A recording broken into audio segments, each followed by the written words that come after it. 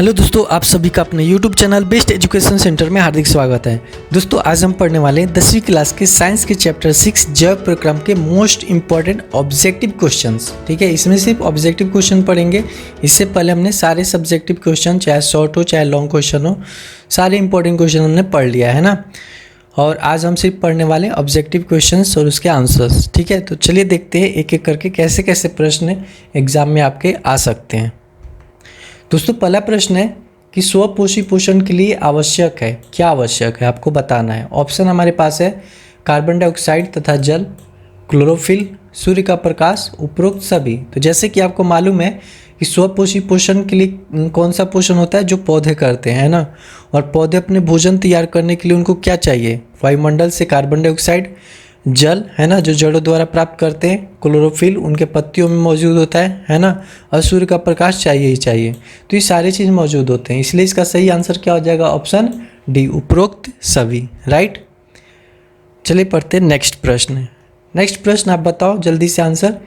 पादप में जाइलम उत्तरदायी होता है, यानी कि पादप में जाइलम का काम क्या होता है। ऑप्शन हमारे पास है जल का वहन करना, भोजन का वहन करना, अमीनो अम्ल का वहन करना, ऑक्सीजन का वहन करना। वहन का मतलब ले जाना है ना।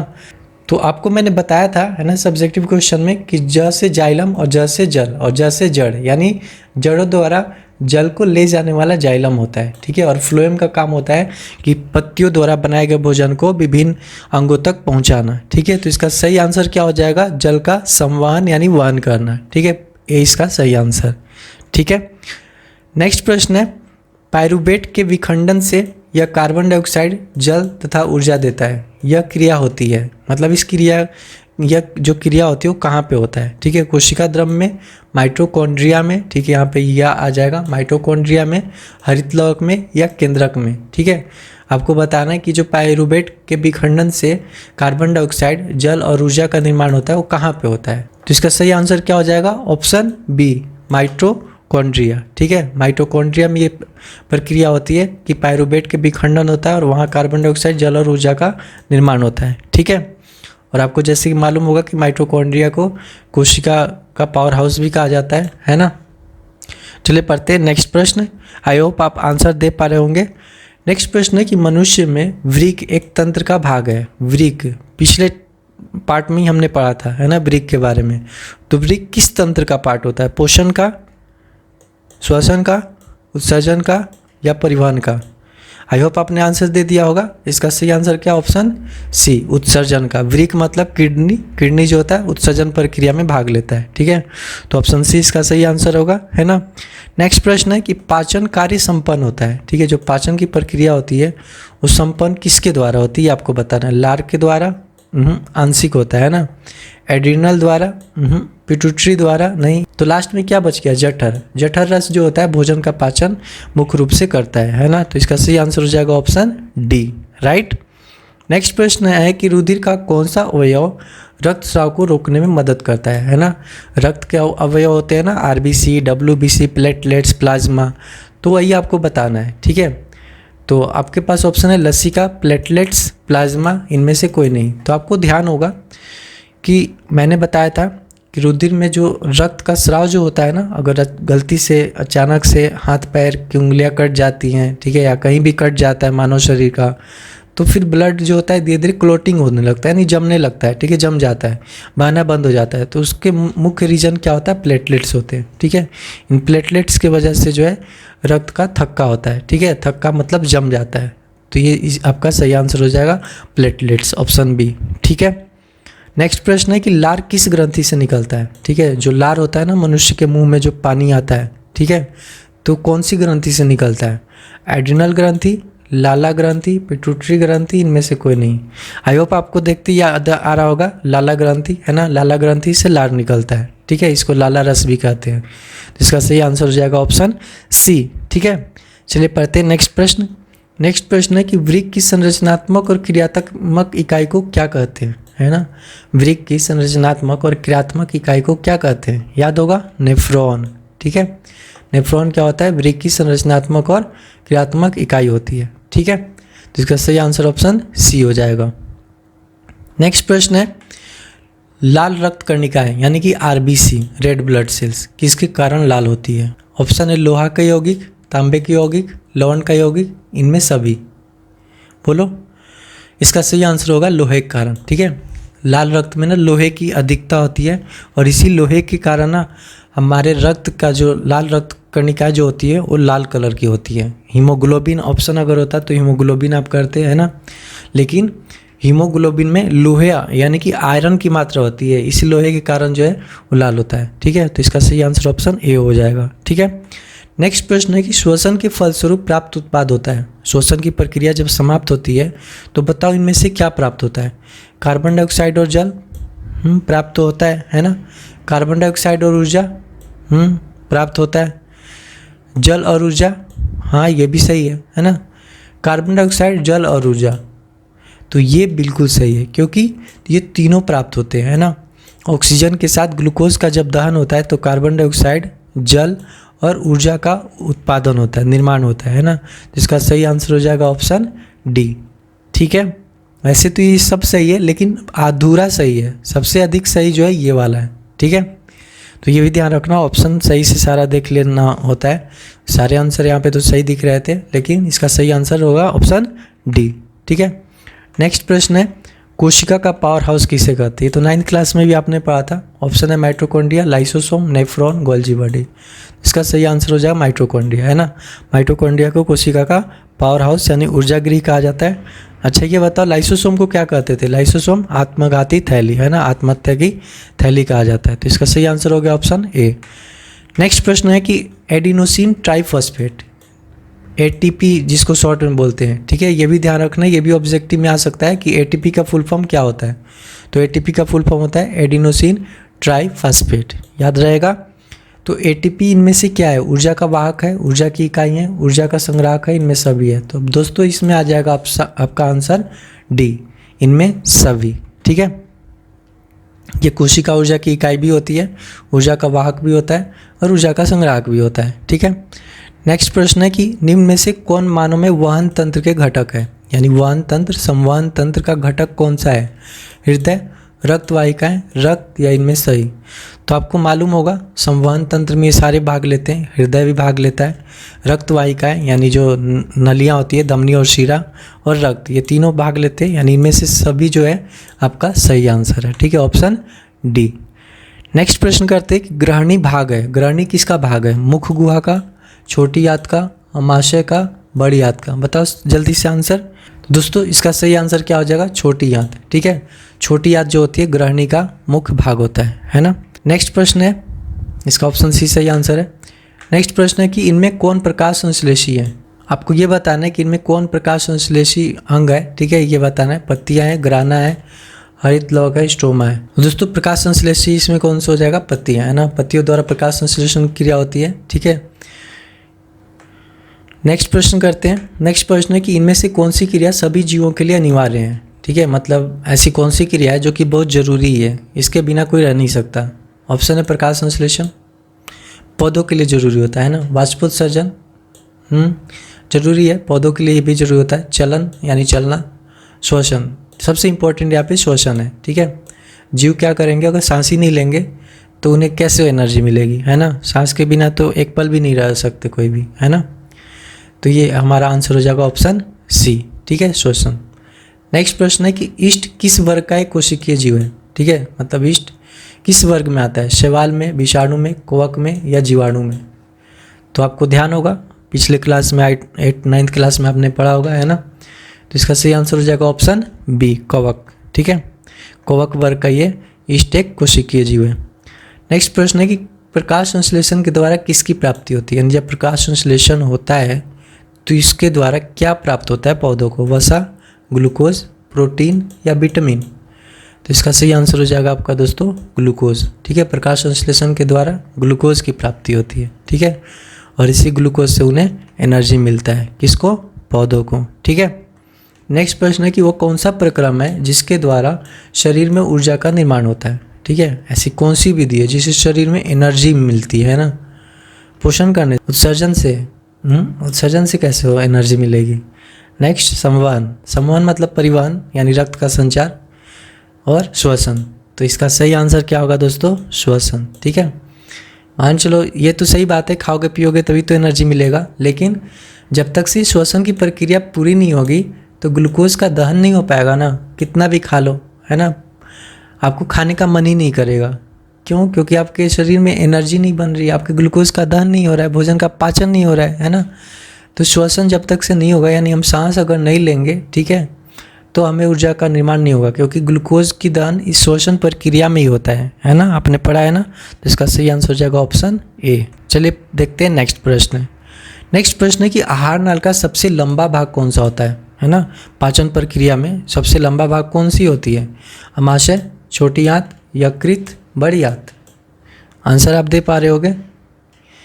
कई बच्चों ने कहा बड़ी आंत, है ना, बड़ा है इसलिए। नहीं, छोटी आंत जो होती है ना, नाम की छोटी होती है, पतली होती है लेकिन बहुत बड़ी होती है। कितनी होती है? लगभग 22 फीट का। ठीक है, आपको बताया था मैंने। तो इसमें सबसे लंबा भाग जो आहार नाल का होता है छोटी आंत होती है। ठीक है, 22 फीट लगभग। तो इसका सही आंसर हो जाएगा। नेक्स्ट प्रश्न है कि निम्न में से कौन कोशिका की ऊर्जा की इकाई है? ठीक है, आपको बताना है कि कोशिका की ऊर्जा की इकाई कौन होती है। ADP, ATP, PDP, DTP? अभी तो हमने पढ़ा था एटीपी होता है। ठीक है, कोशिका की ऊर्जा की इकाई किस में मापी जाती है? एटीपी में। ठीक है, 36 एटीपी वायवीय श्वसन में और 2 एटीपी अवायवीय श्वसन में होता है। याद है ना आपको? तो ध्यान रखना, इसका सही आंसर हो जाएगा बी, एटीपी।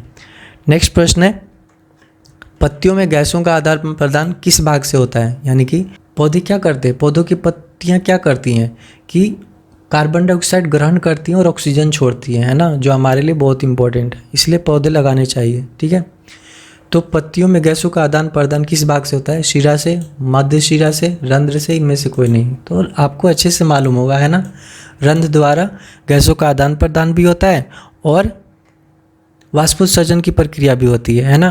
तो रंध्र क्या होता है? जल्दी से कमेंट बॉक्स में लिख के बताना कि रंध्र किसे कहते हैं। ठीक है, तो इसका सही आंसर हो जाएगा ऑप्शन बी। ठीक है, नेक्स्ट प्रश्न है कि हृदय से रक्त को संपूर्ण शरीर में किसके द्वारा पंप किया जाता है? ठीक है, मतलब हृदय से रक्त को ले जाने में कौन भूमिका निभाता है? हृदय से जो रक्त होता है शरीर के विभिन्न अंगों तक कौन पहुंचाता है? इसके लिए कौन जिम्मेदार है? फेफड़ा? नहीं। नीलय, आलिंद? तो इसका सही आंसर हो जाएगा ऑप्शन बी। ठीक है, दिल का धड़कना किसने सिखाया? दिल का धड़कना नीलय ने सिखाया। ये नीलय ही धड़कता है। ठीक है, और यही धड़क कर क्या करता है? पंपिंग करके हमारे पूरे शरीर में रक्त का संचार करता है। ठीक है, चलिए पढ़ते हैं नेक्स्ट प्रश्न। नेक्स्ट प्रश्न है कि रक्तदाब मापने वाले यंत्र को क्या कहते हैं? बहुत इंपॉर्टेंट प्रश्न है। रक्तदाब मापने वाले यंत्र को क्या कहते हैं? Barometer, manometer, hygrometer, sphygmomanometer? इसका सही आंसर दोस्तों हो जाएगा ऑप्शन सी, स्फैग्मोमैनोमीटर। ठीक है, नेक्स्ट प्रश्न है, तिलचट्टा का श्वसन अंग है।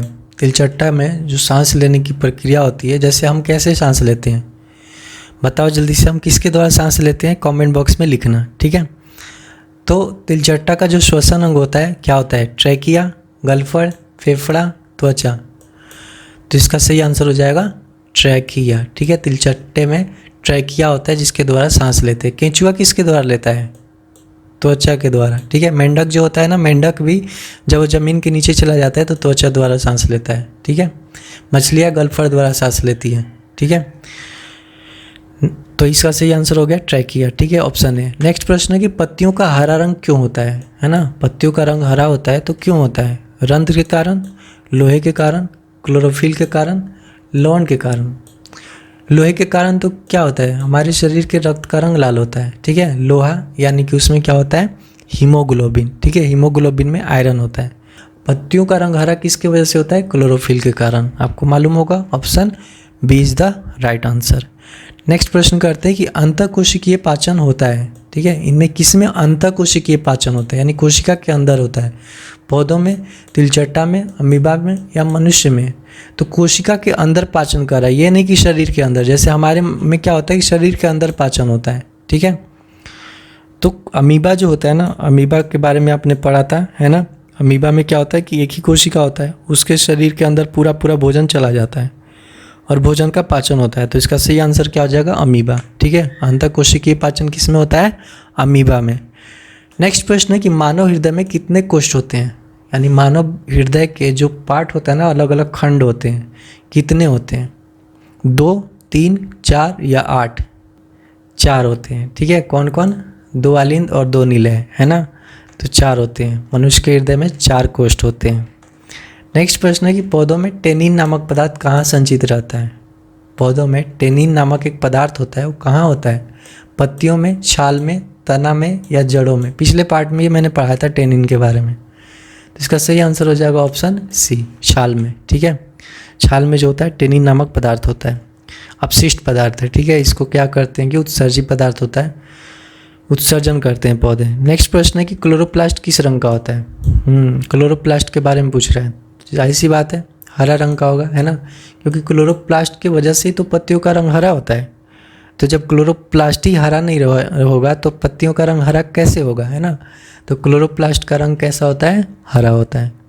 ठीक है, नेक्स्ट प्रश्न है पौधों में रसारोहण किसके द्वारा होता है? रसारोहण, ठीक है, आपको बताना है। ऑप्शन है कैम्बियम, जाइलम, कॉर्टेक्स, फ्लोएम। ठीक है, तो जो रसा का रोहन यानी कि आप ये कह सकते हो कि जड़ों द्वारा क्या करते हैं कि वो पानी को अवशोषण करते हैं, जल को अवशोषण करते हैं। तो किसके द्वारा होता है? जाइलम के द्वारा। ठीक है, तो इसका सही आंसर हो जाएगा ऑप्शन सी। नेक्स्ट प्रश्न है कि मानव रक्त के 100 ml में उपस्थित यूरिया की समान मात्रा कितनी होती है? मानव रक्त में, ठीक है, ह्यूमन के ब्लड में अगर 100 ml रक्त अगर ले लिया जाए तो उसमें यूरिया कितना होगा? ठीक है, 100 mg। देखो, यूरिया बढ़ जाने की वजह से ना शरीर में दर्द बहुत होते हैं। ठीक है, जोड़ों का दर्द बहुत होता है, कम होने से भी नुकसान होता है। एक लिमिट में होना चाहिए। आपके पास ऑप्शन है 100 mg, 20 mg, 50 mg, 70 mg। mg का मतलब मिलीग्राम। ठीक है, तो दोस्तों 10 से 20 mg होता है। ठीक है, तो यहाँ पर 20 mg आपका सही आंसर हो जाएगा। ठीक है, 100 ml में 20 mg मानव रक्त में यूरिया पाया जाता है। ठीक है, याद रखना।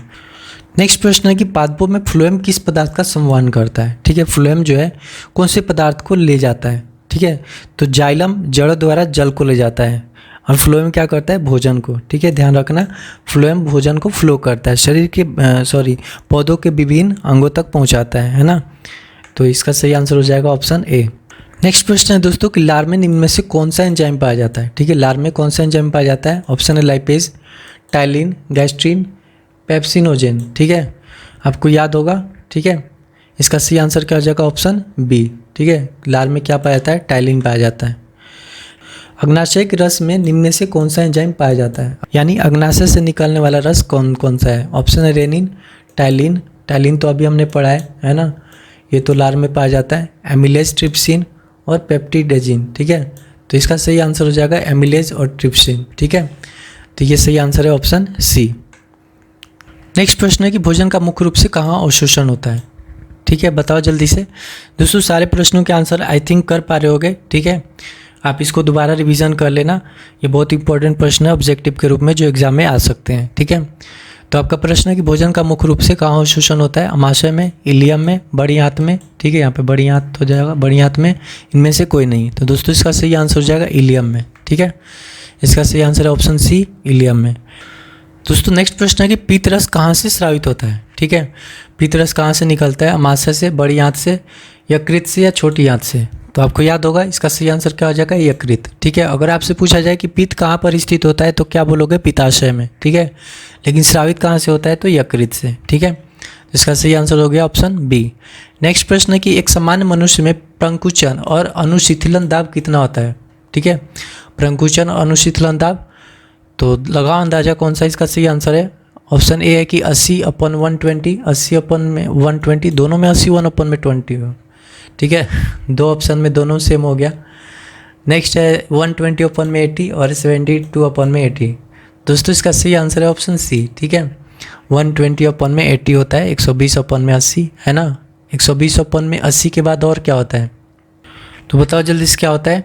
120/80 के बाद क्या होता है? mmHg होता है, यानी कि mm पारा। ठीक है, ये ध्यान रखना, बहुत इंपॉर्टेंट प्रश्न है कि समान मनुष्य में प्रंकुचन अनुशीतलन दाब, या ये कह सकते हैं कि समान मनुष्य में रक्त दाब का मान कितना होता है? तो 120/80। 120 किसका होता है? प्रंकुचन दाब होता है, और 80 जो होता है अनुशीतलन दाब होता है। ठीक है, इससे अधिक हो जाने पर कहते हैं कि बीपी हाई है, और इससे कम हो जाने पर बीपी लो होता है। ठीक है, नेक्स्ट प्रश्न है स्वपोषण निम्न में से किस में होता है? स्वपोषण, ठीक है, हरे पौधे में, कवक में, मनुष्य में, सभी जीवों में। तो आपको जैसे ही मालूम है कि हरे पौधे क्या होते हैं, स्वपोषी होते हैं, ये अपना भोजन स्वयं बनाते हैं ना। तो इसका सही आंसर हो जाएगा ऑप्शन ए। नेक्स्ट प्रश्न है कि कूटपाद किस में पाया जाता है? कूटपाद, ठीक है, याद करो किस में पाया जाता है? पैरामीशियम में, यूग्लिना में, अमीबा में या कवक में? तो आपको अमीबा में पोषण में जब पढ़ाया था तो उसमें कूटपाद के बारे में जिक्र किया था मैंने, है ना, कि कूटपाद से क्या करते हैं, भोजन को घेर लेते हैं।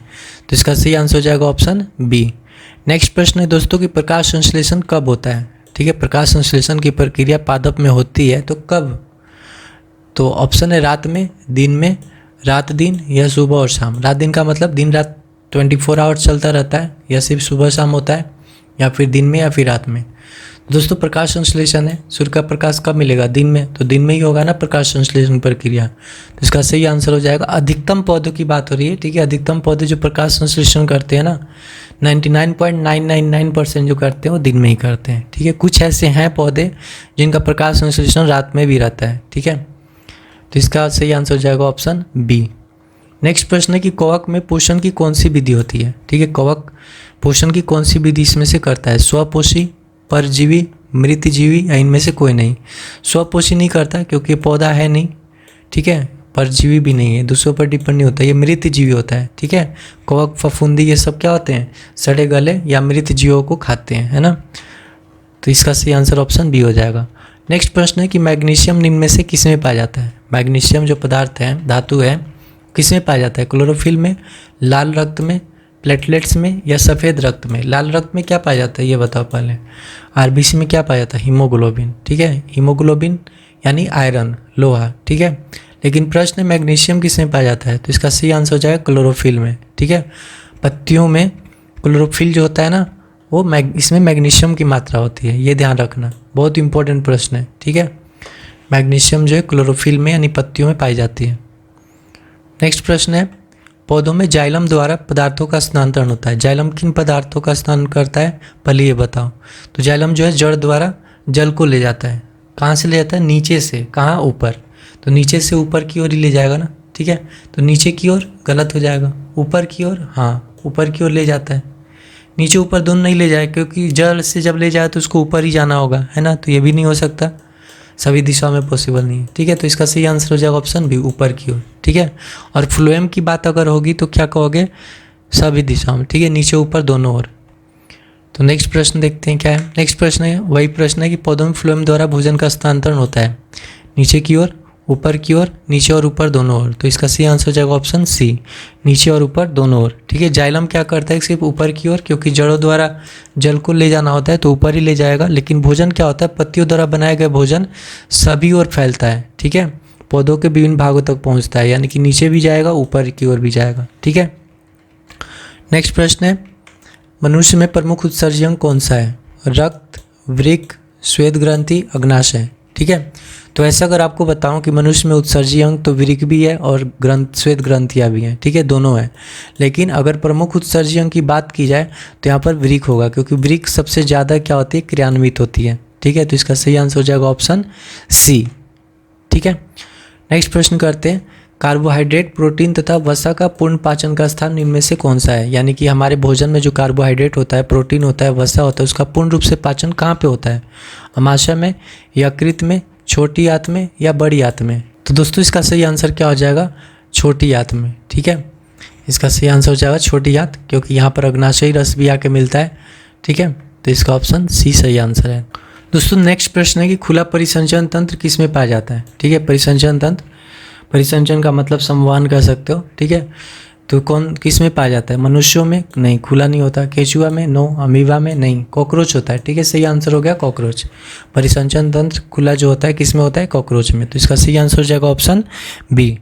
नेक्स्ट प्रश्न है कि प्रकाश संश्लेषण की प्रक्रिया में निम्न में से कौन से कच्चे पदार्थ की आवश्यकता नहीं होती? ठीक है, जब प्रकाश संश्लेषण की प्रक्रिया होती है पादप में, तो इसमें से कौन ऐसा पदार्थ है जिसका उपयोग नहीं होता? कार्बन डाइऑक्साइड होता है, जल जरूरी है, ऑक्सीजन नहीं, ठीक है। ऑक्सीजन तो हम मतलब जीवों को ज़रूरत होती है, इंसान मानव को ज़रूरत होती है, जीव जंतु को होती है, लेकिन पौधे ऑक्सीजन नहीं चाहिए उनको, ठीक है, क्लोरोफिल चाहिए। तो इसका सही आंसर हो जाएगा ऑप्शन बी, यानी कि बी की आवश्यकता नहीं है, ऑक्सीजन की आवश्यकता इनको नहीं होती। नेक्स्ट प्रश्न है कि किसके कारण अधिक व्यायाम के दौरान खिलाड़ी के शरीर में ऐंठन उत्पन्न होता है, यानी इसमें से ऐसा कौन सा पदार्थ है जिसके वजह से अगर कोई ज़्यादा मेहनत करता है, शारीरिक मेहनत, शारीरिक व्यायाम हो गया या दौड़ना हो गया, तो शरीर में दर्द होने लगता है, ऐंठन होने लगता है। तो इनमें से किसकी वजह से होता है? लैक्टिक अम्ल, मेथनोइक अम्ल, इथेनॉल या कार्बन डाइऑक्साइड, ठीक है, कार्बन डाइऑक्साइड। तो आपको ये मैंने बताया था, ठीक है। इसका सही आंसर क्या हो जाएगा? लैक्टिक अम्ल, ठीक है। जब अवायवीय श्वसन होता है हमारे शरीर में तो लैक्टिक अम्ल का निर्माण होता है, ठीक है। तो उसी के वजह से हमारे शरीर के जोड़ों में दर्द होता है। नेक्स्ट प्रश्न करते हैं। नेक्स्ट प्रश्न है कि वायवीय श्वसन में कितनी ऊर्जा उत्पन्न होती है, ठीक है। वायवीय श्वसन में दोस्तों 36 ATP, ठीक है, जबकि अवायवीय में 2 ATP होती है। तो यहाँ पर सही आंसर हो जाएगा 36 ATP। नेक्स्ट प्रश्न है कि अवायवीय श्वसन में कितनी ऊर्जा उत्पन्न होती है? तो अभी आपको बताया 2 ATP, ठीक है। अवायवीय श्वसन में ऊर्जा कम उत्पन्न होती है। नेक्स्ट प्रश्न है मानव पाचन प्रक्रिया में भोजन से मिलने वाला प्रथम एंजाइम, ठीक है। मानव जब पाचन प्रक्रिया होती है तो हमारे भोजन से सबसे पहले किस एंजाइम से मुलाकात होती है, ठीक है। मुलाकात या मुकालात कर सकते हो, क्योंकि भोजन का पचन यहाँ से शुरुआत हो जाती है। तो ऑप्शन है पेप्सिन, सेलुलोज, एमिलेज और ट्रिप्सिन, ठीक है। तो बताओ इसका सही आंसर क्या होगा? दोस्तों इसका सही आंसर हो जाएगा एमिलेज, ठीक है। एमिलेज जो होता है स्टार्च का पाचन करता है, हमारे लार में होता है, ठीक है। ये आपको मैंने बताया था पाचन प्रक्रिया में। तो इसका सही आंसर हो जाएगा ऑप्शन डी। नेक्स्ट प्रश्न है, इस तरीके के प्रश्न एग्जाम में आ रहे हैं आजकल, है ना। कथन और निष्कर्ष दिया होता है, आपको बताना होता है। कथन है कि पत्तियों की सतह पर छोटे छोटे छिद्र पाए जाते हैं जिन्हें स्टोमेटा कहते हैं। बिल्कुल सही बात है।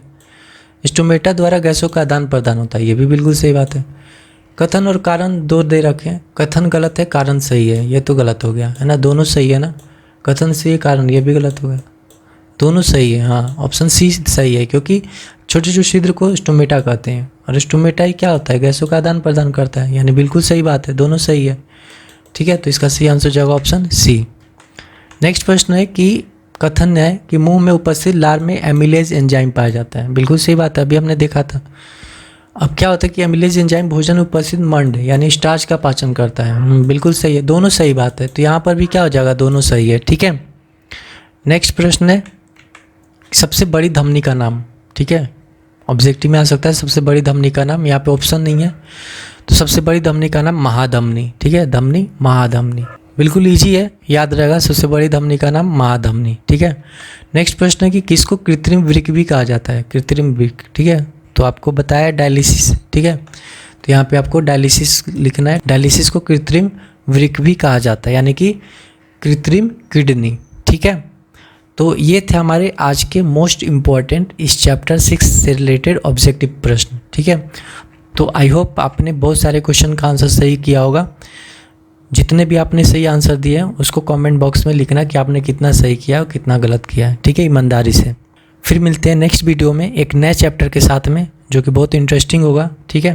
और चैप्टर का नाम है नियंत्रण एवं समन्वय। तो इसके बारे में हम पढ़ने वाले हैं। इससे रिलेटेड जितने भी इंपॉर्टेंट क्वेश्चन है सारे पढ़ेंगे, चाहे मस्तिष्क हो, चाहे ग्रंथियों से निकलने वाले हार्मोन हो, या हार्मोन की कमी से होने वाले दुष्परिणाम हो, वो सारी चीज़ हम पढ़ेंगे, ठीक है। तो मिलते हैं नेक्स्ट वीडियो में, तब तक के लिए बाय बाय दोस्तों, जय हिंद।